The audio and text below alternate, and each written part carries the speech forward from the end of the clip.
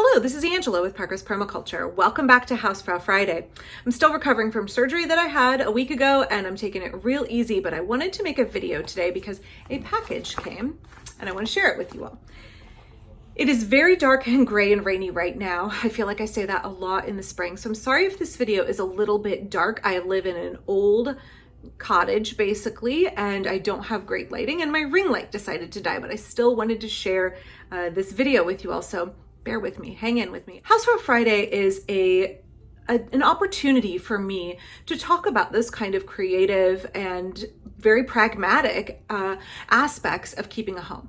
I don't mean those of us that are just specifically homemakers. Everyone has a home. Everyone has to deal with things like planning for the future and budgeting. Everyone has to deal with things like taking care of the practical aspects, cooking, baking, cleaning. But homemaking is more than that. Just like permaculture is more than just gardening. So much of homemaking is having that creative outlet, having that ability to express ourselves through the way that we care for and adorn and decorate our home. As you can see, I have my own very strong sense of style, and my home allows me to express myself, much like the plantings and varieties and specific aspects of garden design that I utilize are not only about sustainability and production, but they're also about creative outlet. So for me, there is no separating the kind of,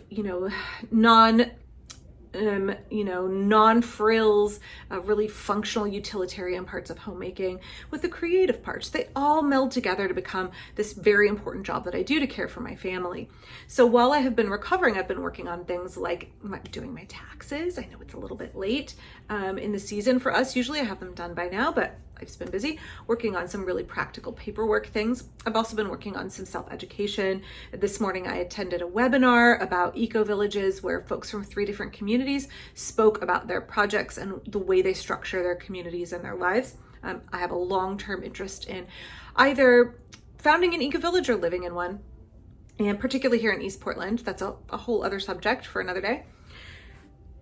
So since I'm not able to do a lot of physical things, I can't really lift anything over 5 pounds, I can't drive for over another week yet, I've been doing a lot of handwork on top of those really practical things. I get the budget done, I get the bills paid, I get the taxes worked on. Now I need to tap into that other aspect of my homemaking life, which is that creative expression aspect. So I've been doing a lot of knitting. During the webinar today, I finished a beaded shawl I've been working on, stash busting.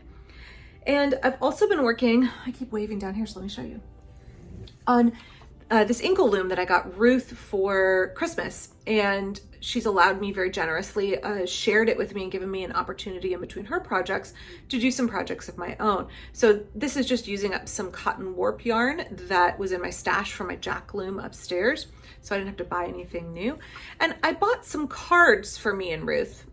And any other kids who want to try and weave. George keeps intermittently picking it up and thinking he wants to learn how.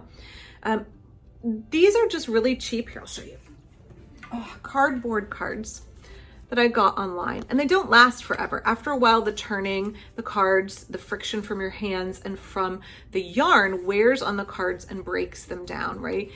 It reminds me of when I was a kid and I used to make pirate maps out of brown paper, and you would crumple them and rub them and use all of that friction to get the paper really soft and give it that feeling like it was old and worn and open and folded and handled many, many times. That's what the cards end up like after a while. They no longer turn well, they bend and buckle. And so using these paper cards is kind of a temporary solution.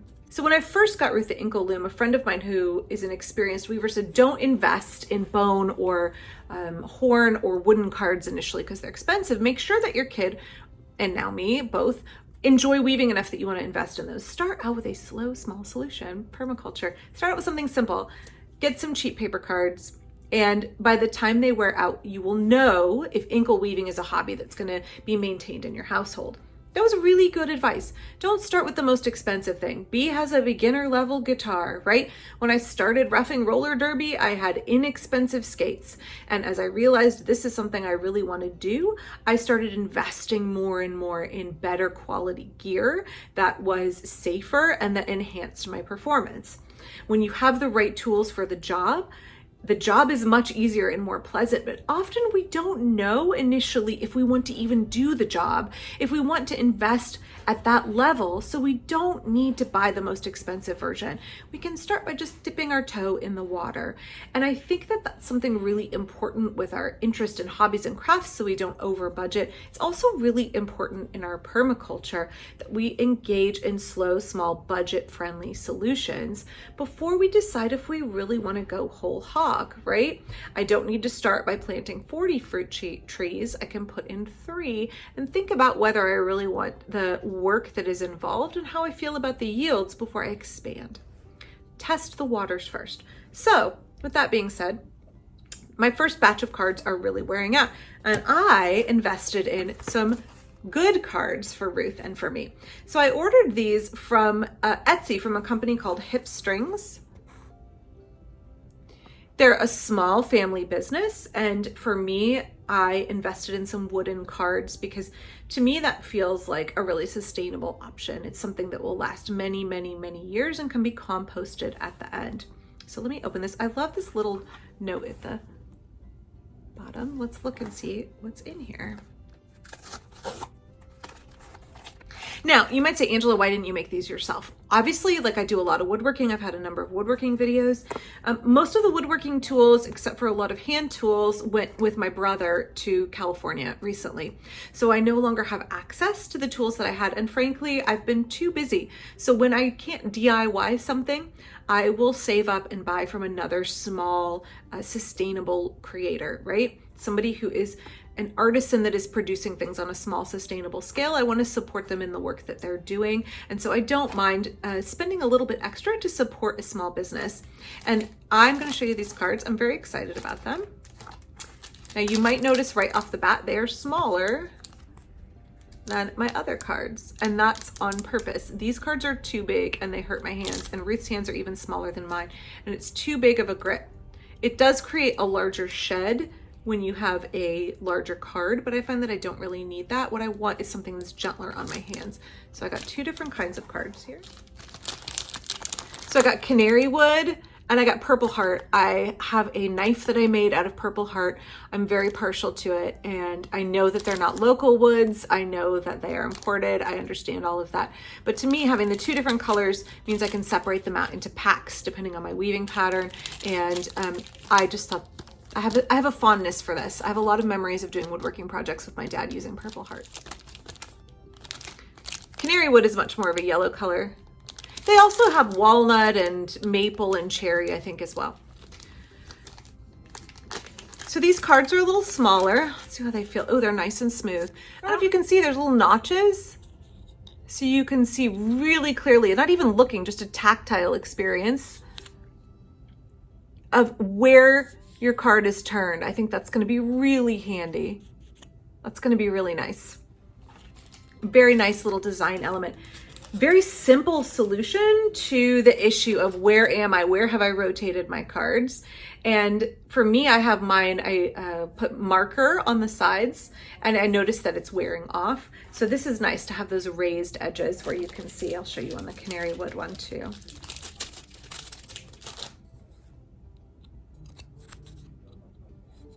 So the holes are all marked for threading. Then there's these little raised bits here. I'm very excited. I think I'll let Ruth break these in when I have this weaving off and see what she thinks of them. Now I did order one other thing that is not wood, but I really needed it. And it was the right price. And again, supporting a small creator. And that's something I'll use forever and ever. And maybe my kids will use too. I owe you guys a series of videos on combing and spinning and knitting with hair from Apollo, one of my poodles.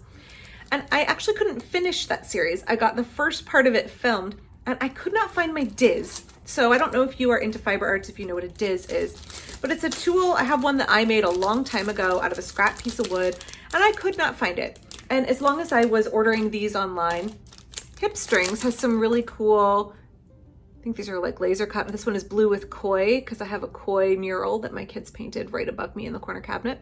And it's got 3 sizes. so that I can diz off my fiber off of my wool combs. So I will be using this in upcoming videos to finish that series for you all. I was very frustrated. I have no idea what happened to it, but this was a good investment and it will last me a long time, and I will take very good care of it and not lose it. So when we're thinking about our investment in our homes and in our, interests and in our desire to make art, because people are creative beings, I think it's important to remember that permaculture principle of slow, small solutions, and think about how that doesn't necessarily mean slow in terms of time. It can mean slow in terms of how we are utilizing our resource, how we are just testing the water, how we're just dipping our toe in to see if this is something we want to actually invest in long term, if it's something we want to be serious about. I don't know if you are like me. I have many, many, many hobbies. I like to try out things and see if they are something that I want to commit to. And sometimes they are, like knitting and sewing by hand, or sewing with my treadle machine, you can see back here. Or sometimes they're not, like crochet. I can't get into crochet. So I hope that video was helpful for you. I hope you enjoyed opening this package with me from Hip Strings, and I hope that I will get to show it using them in upcoming videos, using these tools that will last a long time. And I feel like we're a really good investment in a small business. I hope that you all are staying well and safe, and that you're finding ways that you can engage and you can utilize your own innate desire to create beautiful things to enhance your home and your garden. Please don't forget to click like and subscribe, and I will be back tomorrow with a video about social permaculture. Thanks.